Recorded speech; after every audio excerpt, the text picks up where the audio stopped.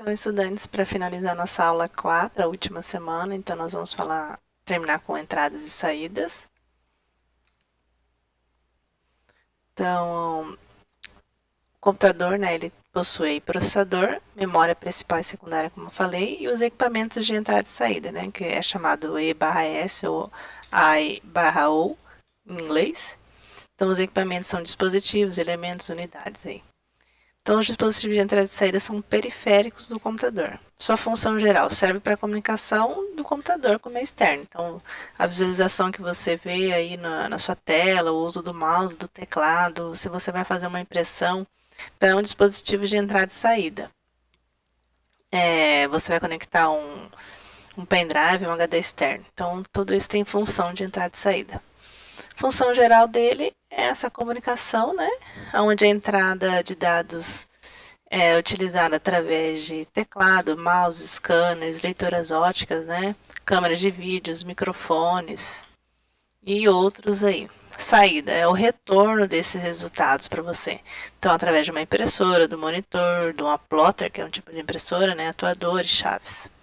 Então, esses são alguns exemplos.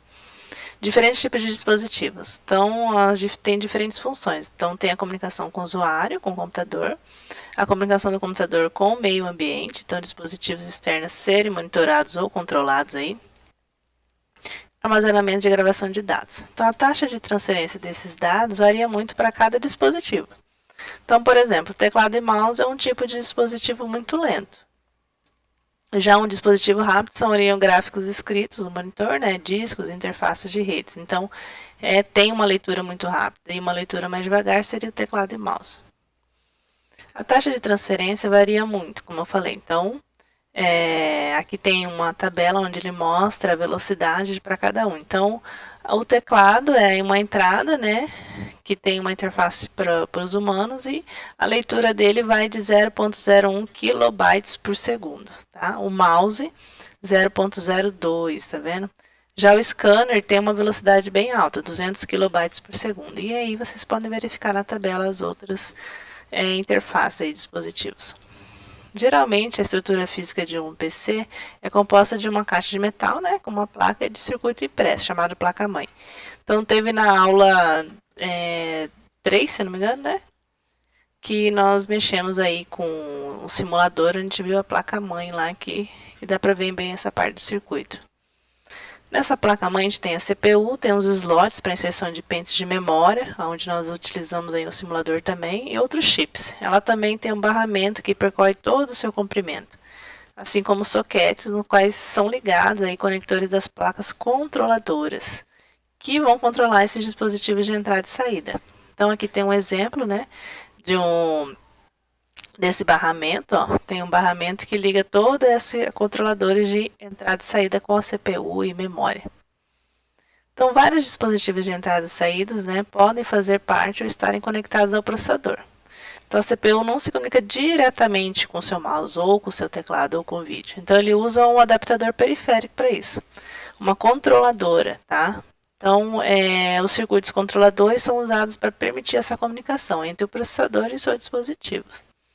A controladora tem um trabalho em controlar o dispositivo e tratar esse acesso para o barramento.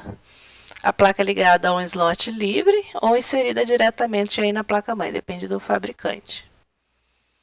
Como que funciona esse processo de comunicação? A CPU interroga o dispositivo, envia o endereço do dispositivo, né, e um sinal dizendo se quer mandar ou receber algum dado. Então, ele verifica se você quer mexer ou não o mouse.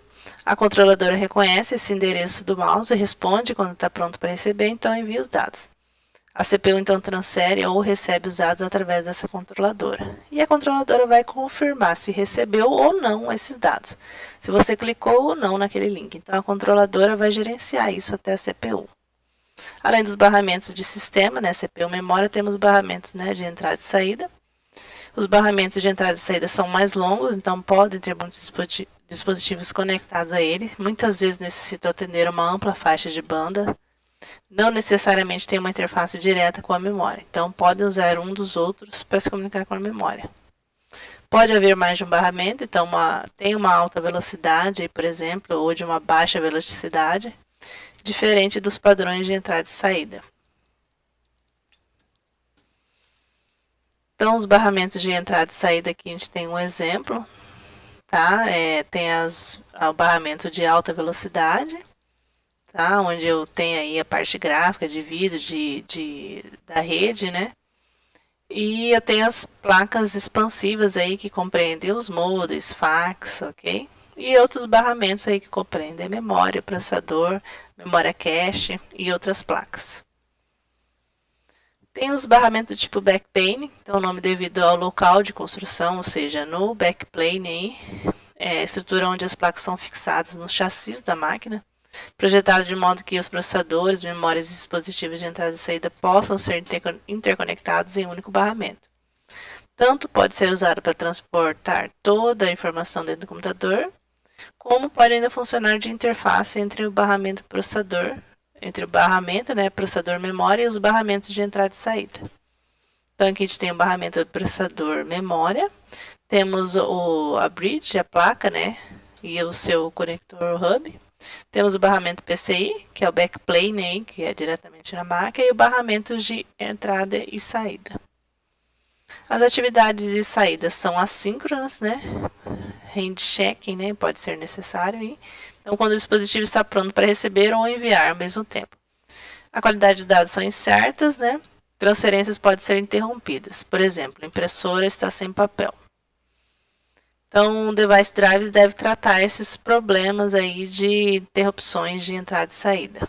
Temos algumas formas de comunicação. A comunicação paralelo são grupos de bits transferidos simultaneamente, aí ao mesmo tempo, em diversas linhas condutoras dos sinais. A taxa de transferência de dados é alta, mas por que nós não usamos essa comunicação paralela aí? Porque ela é muito cara, tá? Ela é mais sofisticada. Alguns problemas. A propagação dos sinais no meio físico, né? Então, se fazer de modo que os sinais, né, correspondem a cada byte, cheguem simultaneamente ao cabo oposto. Os condutores que compõem o cabo usualmente terão pequenas diferenças físicas. Então, a gente tem vários problemas que envolvem essa parte de comunicação paralela. E a comunicação paralela se limita a aplicações que demandem altas taxas de transferência, como unidade de disco, né, ou que demandem alta taxa de transferências como CD-ROM, DVD ou mesmo impressoras. Comunicação serial. Os bits são transferidos um a um através do único par condutor. O controlador é comparativo muito mais simples que no modo paralelo. Muito usado para periféricos mais lentos aí. Então, teclado, mouse, né? Outros entradas e saídas mais lentas. Então, essa foi a nossa última aula de entradas e saídas. Espero que vocês deem uma leitura mais aprofundada sobre o tema. Procurem também, né, e no Google Acadêmico, deem uma olhada para se inteirar aí sobre o tema, tá? Obrigada.